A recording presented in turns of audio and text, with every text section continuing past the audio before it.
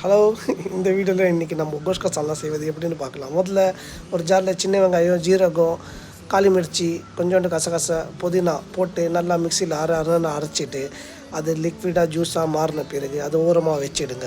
இன்னொரு பிளேட்டில் தக்காளி, வெங்காயம், பச்சை மிளகா, கருவேப்பிலை, லோங்பட்டா, இலாய்ச்சி எடுத்து ஒரு குக்கரில் போட்டு லோங்பட்டா, இலாய்ச்சி, சின்ன ஆனியன்னு, அப்புறமா இதெல்லாம்ப்பா உப்பு கொஞ்சம் போட்டு நல்லா கிண்டி இன்னொரு அரைச்ச பேஸ்ட்டு எடுத்துகிட்டு அந்த குக்கரில் நல்லா ஊற்றிட்டு அதுவும் கிண்டி மிளகாத்தூள், மஞ்சத்தூள், அப்புறம் மல்லித்தூள் போட்டு நல்லா மிக்ஸ் பண்ணி அப்புறமா நம்ம கழுவி வச்ச கறியை எடுத்துகிட்டு அந்த குக்கரில் போட்டு நல்லா அதுவும் கிண்டி இப்போ குக்கர் மூடிட்டிங்கன்னா ஒரு 6-7 விசிலில் உங்கள் கறி குழம்பு ரெடி.